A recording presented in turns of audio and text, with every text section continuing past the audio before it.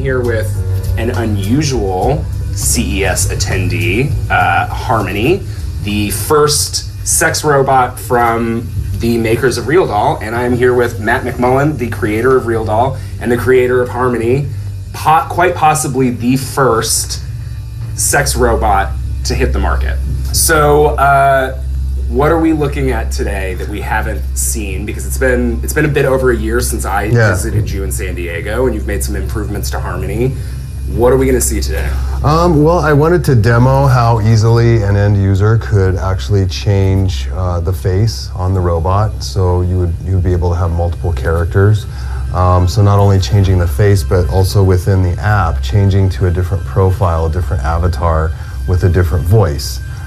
Because that's really one of the sort of cornerstones of the design, is that you can have really a multitude of characters that run on the same robotic hardware. Right, and you're going to be showing us another female face today. Correct. As well as a female avatar, but you do have plans, and you're in the works of making a male version of the doll. Yeah, so had this event been a few weeks later, I would have been able to bring a male head here and show how that works. So that's really coming together right now and should be in a demo state very soon. Very cool, and you've actually made some changes to the app as well that powers Harmony, the AI app. So not only can you use her in sort of an autonomous mode where you talk to her and she responds with canned responses, but you can also move her into a sort of manual remote control mode. Right, so I'm not sure what level of this will make it into users app, but the idea is that I'm able to manually move her head around if I want.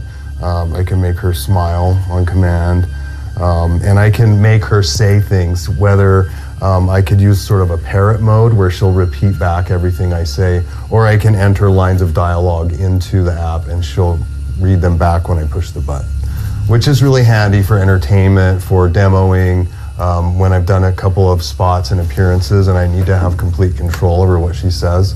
It's really handy. So you are the puppet master. Well, at the moment, yes. So over the past year, you've been developing a lot of different things. You've been working very hard on this thing, and I'm sure in trying to improve the AI. What has changed in that time? A lot of things. I mean, there's a lot that's not immediately apparent in terms of the internal design of the skull, the way that all of the hardware is installed, the way that it communicates with the app. There's really a multitude of things that we've improved on, and I think that we're very, very close to feeling super comfortable starting to release these out into the world.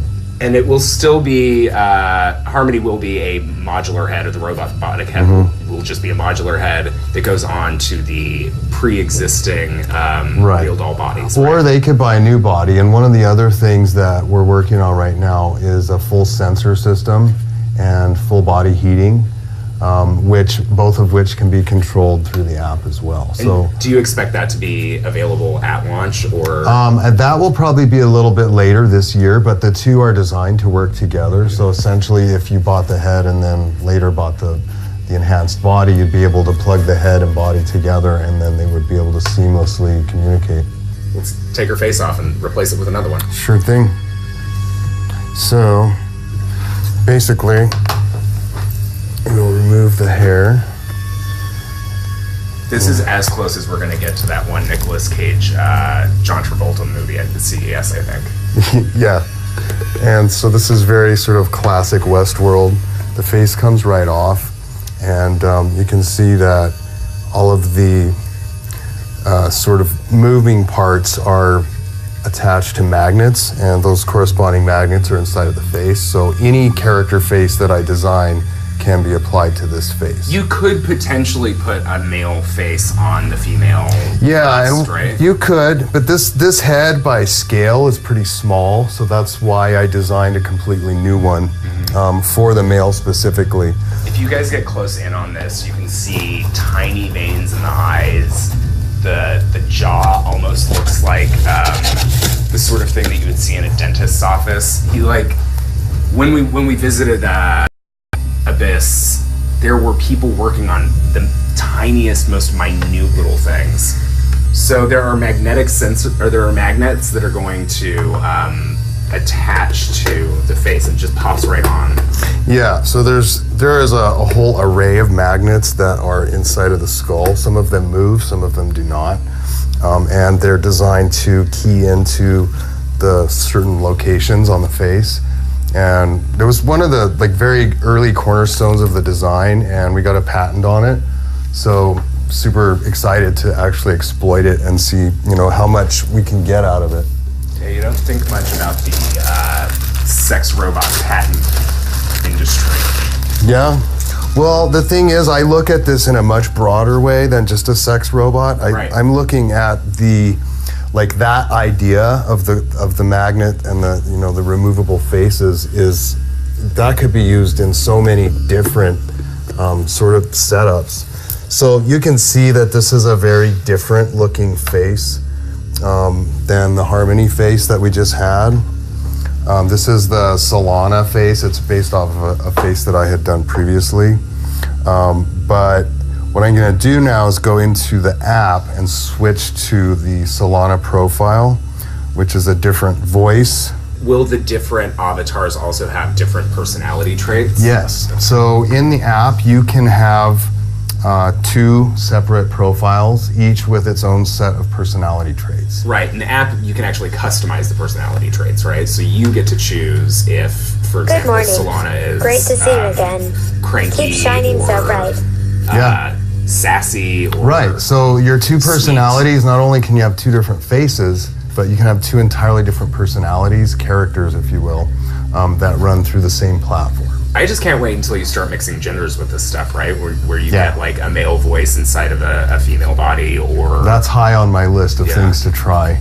Absolutely. Yeah, why not? The gender possibilities are sort of endless in the world, right? So why not have them also Well, that's the idea. Eventually, although the first iteration of the male app may be a separate app, eventually I want to merge the 2 so you can actually mix and match and have different characters that you can channel through different robots, maybe even at the same time.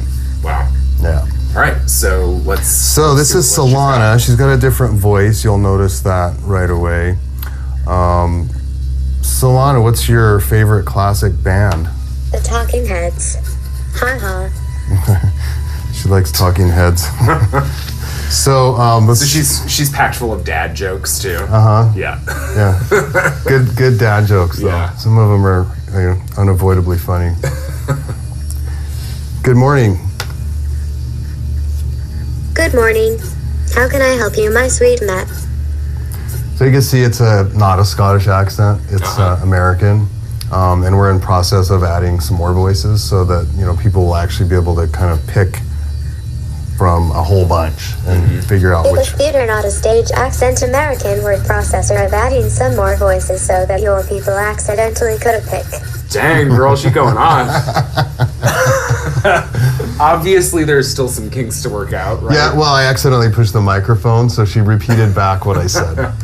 She also picks it up pretty well, right? Like, I was saying something earlier, and she was parroting what I was saying, right? So, this is the second iteration of Realbotic's first robot. Yeah, so it'll be available for sale by the end of January because we're revamping the website, and with all of the new options with the robot and the upgrades that are associated with it, we decided to hold off until our new site was done. So all at once it'll kind of go live and people can order it. We already have a sizable list of pre-orders. How much are you selling it for right now? We are still refining the end price because there's some features that are still in development that were originally intended to be sort of included.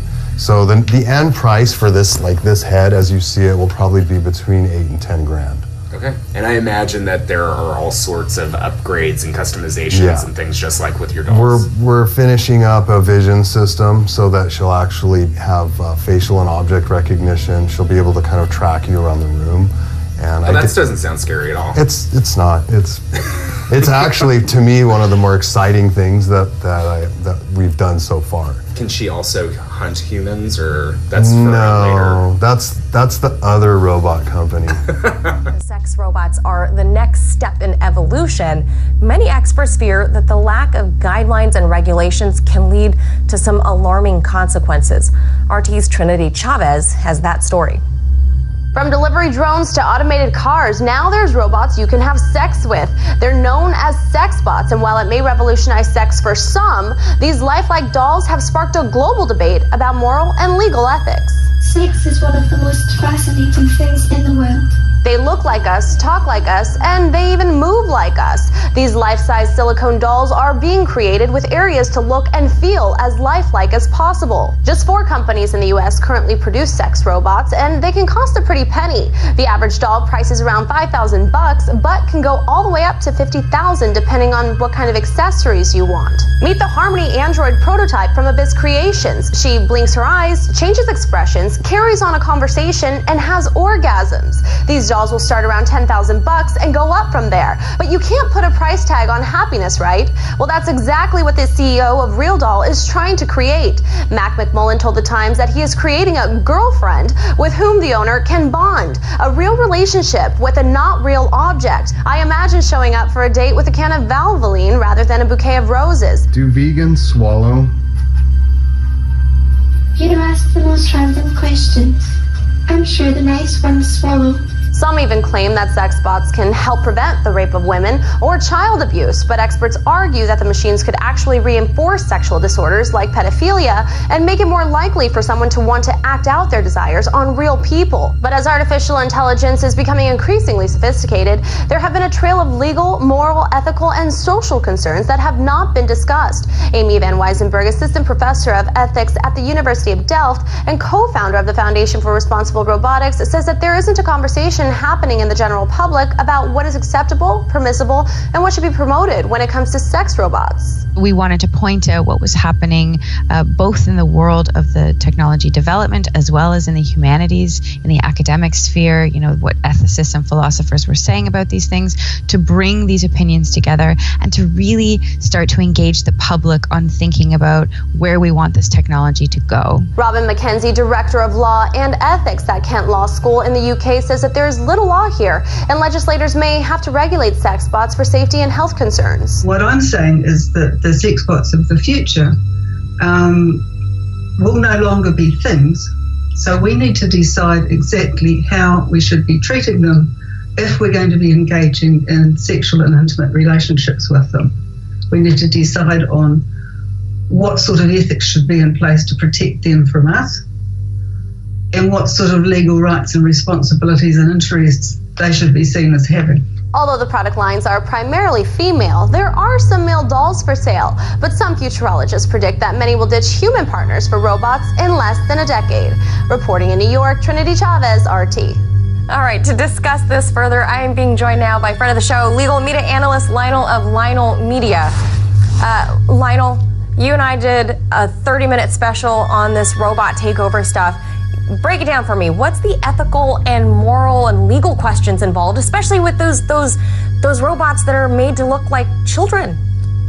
Well, let's get to that right away. First of all, ethical, moral, religious, I'll let other people worry about that. Number one, you know somebody is going to want to buy, and please forgive me, but we're adults. Somebody is going to want to buy either an infant, a child, or an animal, or a barnyard critter, or something, sure, with the express purpose of being intimate with that robot. Now, you know and I know somebody's going to say, you can't do that. Why?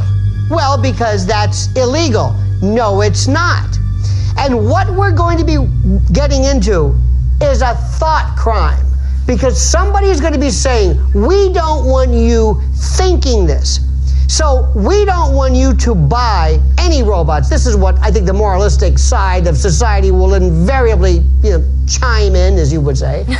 But they're going to look at this and they're going to say, we don't want you to do this because that behavior is illegal. We say, but this is not a child or a goat.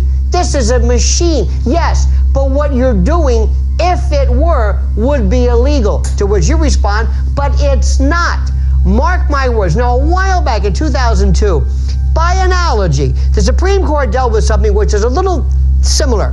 There was something where people were wondering what happens if you have pornography that by virtue of CGI or photoshopping or some kind of computer razzmatazz, we could make it appear that a child is involved in some untoward, terrible act, but it wasn't. And the Supreme Court said, no, that's not good enough because that will inadvertently involve other behaviors that are protected. What this boils down to, M-Chan, is that we, of course, have to have a law. We can't allow people to do this. Instead of saying, thank God they want to buy a machine, go ahead.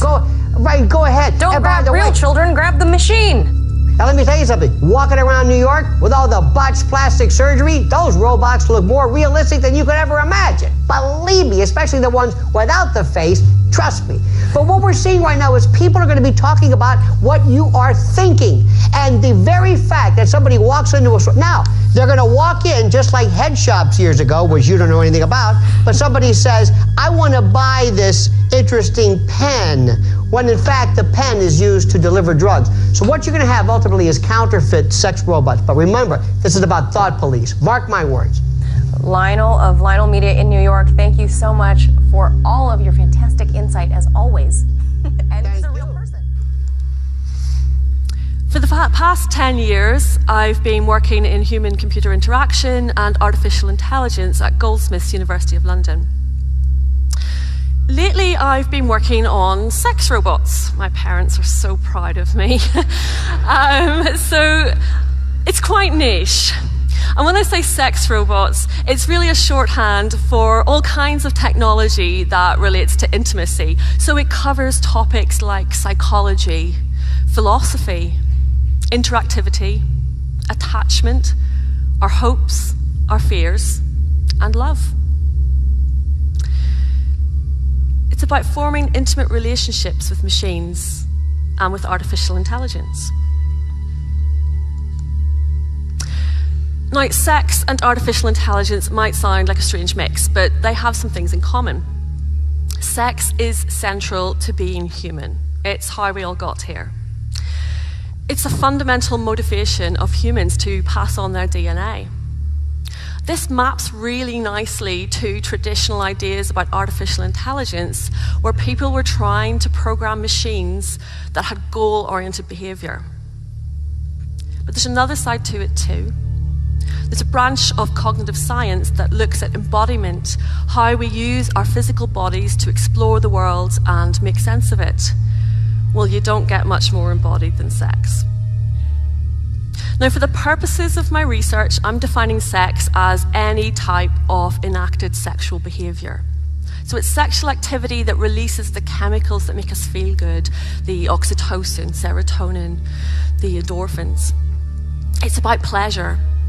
It doesn't necessarily involve penetration. It doesn't necessarily mean reaching orgasm. It's not heteronormative, and it's not just penis meet vagina. So anything goes. Now, the robot in sex robots.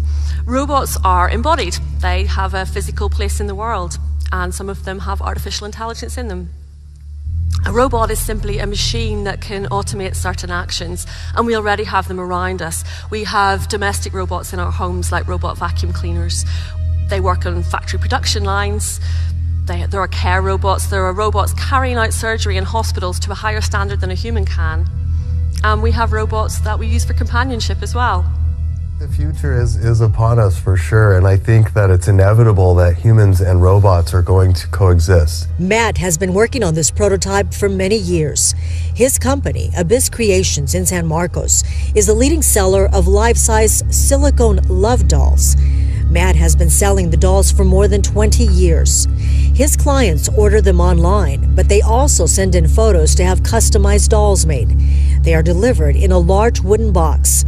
Now, Matt wants to take the doll success a step further with Harmony, combining the silicone doll with realistic robotics. With the advent of talking to our phones like we all do, all of a sudden the possibility became very real. The technology is similar to personal assistant software like Siri and Alexa, except this one is more advanced. Ours will be customizable in the sense that you can choose traits in the personality that will influence your interactions. And there are going to be moods in place. So if you interact with her more frequently and you interact in a positive way, you're going to get more positive feedback. If you don't interact with her very often, she'll actually become a little sad. Nice to meet you, Gina. I hope you and Matt have a good day today. Wow, nice to meet you too, Harmony. There are some viewers who will see this and have a negative reaction. What do you say to those people?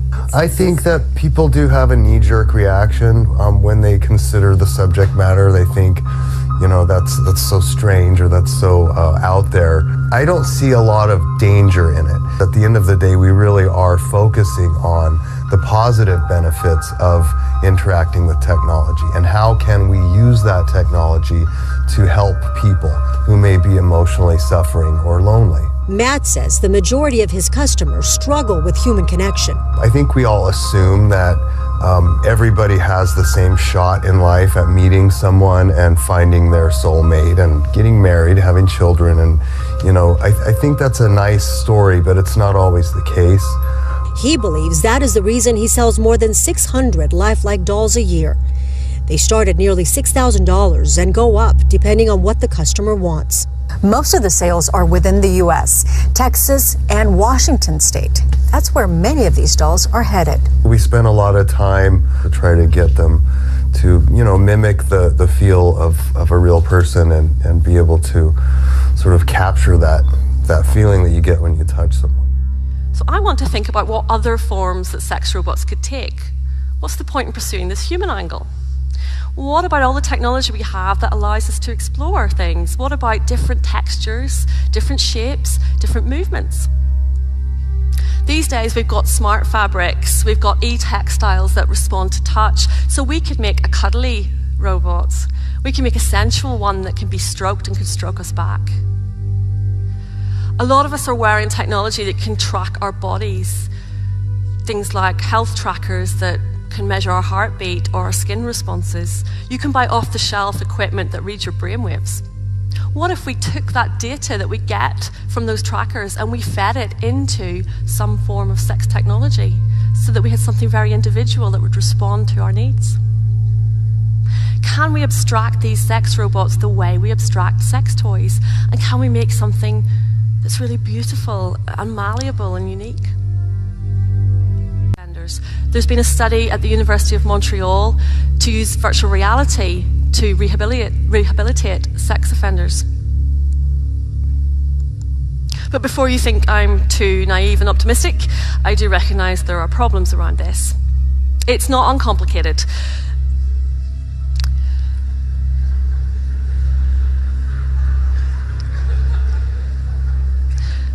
We might go out with a bang. These are headlines that arose from a conference I organized in December around Love and Sex with Robots, which the media loved. I think that's a little bit too negative, but there are issues. One of my big concerns is around data. So a lot of smart technology collects data, and it's massive amounts of personal information that's being taken and stored and hopefully is safe, but you never know what happens if there's a data breach. Who's got your data? Who owns it? There's already been a lawsuit in the US around data collected from a smart vibrator. There are other legal and ethical ramifications. What happens if we try to treat sex offenders with sex robots and instead of it being a proxy, it becomes an escalation to further abuse? There needs to be a lot more work in this. Now, a big question that people ask, will humans become redundant? I don't think they will. It's a normal fear that we see repeated throughout time. When the printing press was developed, we were told that books would be a threat due to the sheer amount of information that people would be exposed to. Newspapers were going to lead to complete social isolation. The television was going to destroy family life. We treat new technology with wariness because of the unknown. But I have a degree of optimism. We're living in a technological age. We can't avoid it. We're human in a world that's increasingly full of machines.